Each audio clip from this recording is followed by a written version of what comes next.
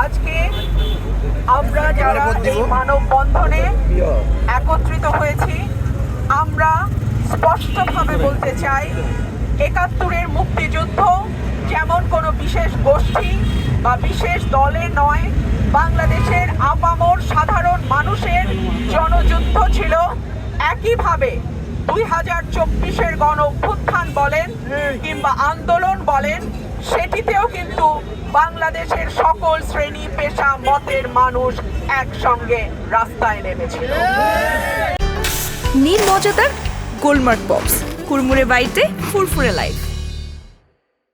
কেউ যদি বাংলাদেশের যে কোনো গণ আন্দোলনকে, জনতার আন্দোলনকে কুক্ষিগত করতে চায়, তার পরিণতি অতীতেও যেমন ভালো হয় নাই, ভবিষ্যতেও কিন্তু তার পরিণতি ভালো হবে না। বাংলাদেশে সংস্কৃতির রাজধানী বলা হয় ব্রাহ্মণবাড়িয়াকে। সেই ব্রাহ্মণবাড়িয়ায় ২০২১ সালে সুর সম্রাট ওস্তাদ আলাউদ্দিন খাঁর সঙ্গীতাঙ্গন আগুন দিয়ে জ্বালিয়ে দেয়া হয়। ব্রাহ্মণবাড়িয়ায় একটা সিনেমা হল নাই। ব্রাহ্মণবাড়িয়ায় কোনো সাংস্কৃতিক প্রতিষ্ঠানকে দাঁড়াতে দেয়া হচ্ছে না। এই কালো নকশা কারা করছে? যারা বাংলাদেশকে পেছনের দিকে নিয়ে যেতে চায়, যারা বাংলাদেশকে অন্ধকারে নিয়ে যেতে চায়, যারা বাংলাদেশকে একটা মৌলবাদী রাষ্ট্র হিসেবে বিশ্বের কাছে পরিচিত করতে চায়, তারাই বাংলাদেশের এই সংস্কৃতির রাজধানী ব্রাহ্মণবাড়িয়াতে একটা সিনেমা, যেটা একেবারেই পরিবারের সকলকে নিয়ে দেখবার মতন একটি সিনেমা, বনলতা এক্সপ্রেস, তার প্রদর্শনী বন্ধ করে দিয়েছে। গতকালকে আমি এই সিনেমাটি দেখেছি। এই সিনেমাটি চমৎকার একটা সিনেমা, যেটা পরিবারের শিশু, কিশোর, বৃদ্ধ সকলেই একসঙ্গে বসে দেখতে পারে। সেই সিনেমাটি কেন বন্ধ করে দেয়া হলো?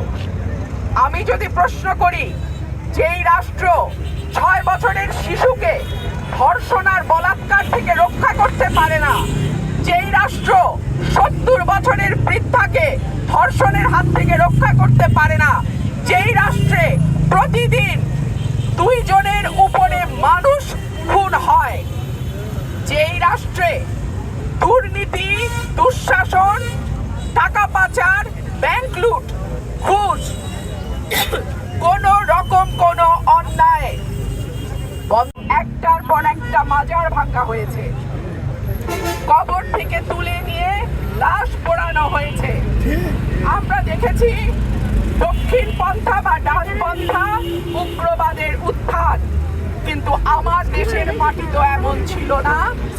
এই দেশের মাটিতে আজানের ধ্বনি যেমন সুমধুর ধ্বনি আমরা শুনেছি, আমরা বাউল গানও শুনেছি। এই দেশের মাটিতে সকালবেলা যেমন কোরআন তেলাওয়াত শুনেছি, আবার বিকালবেলা হারমোনিয়াম নিয়ে ছোট ছোট বাচ্চারা গান প্র্যাকটিস করেছে, সেটাও আমরা দেখেছি। তাহলে এই বাংলাদেশকে কারা এই বাংলাদেশকে মৌলবাদের ভূমি বানাতে চায়?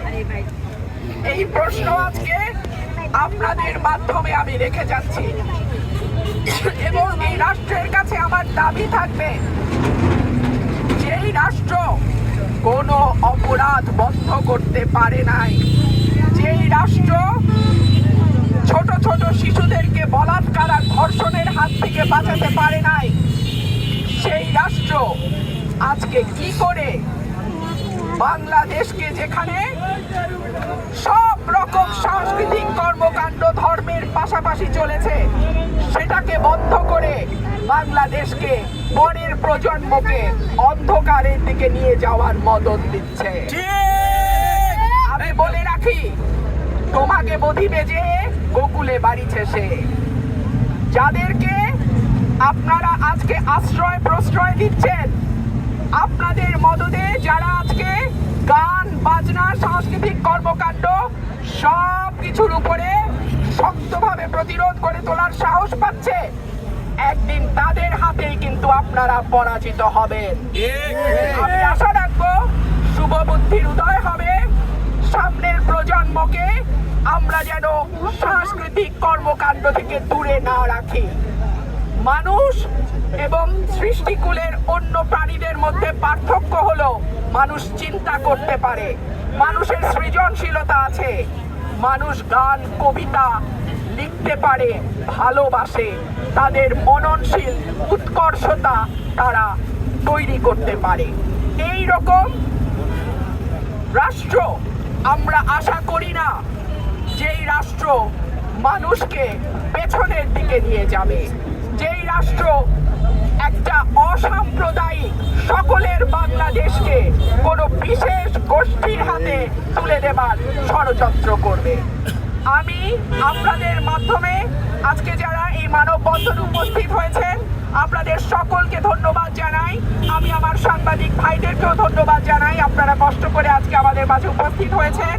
এবং আমি দাবি জানাবো অবিলম্বে ব্রাহ্মণবাড়িয়ায় সাংস্কৃতিক কর্মকাণ্ড যাতে নির্বিঘ্নে নিরাপদে চলতে পারে সেই ব্যবস্থা করে দেয়া হোক। প্রশাসনের কাছে আমার আবেদন থাকবে, ব্রাহ্মণবাড়িয়া বাংলাদেশের সংস্কৃতির রাজধানী, এই পরিচয়টা আপনারা কোনোভাবেই কোনো গোষ্ঠীকে মুছে ফেলতে দেবেন না। ধন্যবাদ সবাইকে, ভালো থাকবেন। আশা করি আমরা আমাদের হারানো ব্রাহ্মণবাড়িয়া আবারও আমাদের সাংস্কৃতিক কর্মকাণ্ড নির্বিঘ্নে নির্ভয়ে চালাতে পারবো। ব্রাহ্মণবাড়িয়া সিনেমা বন্ধ কেন? প্রশাসন জবাব চাই, প্রশাসন জবাব চাই।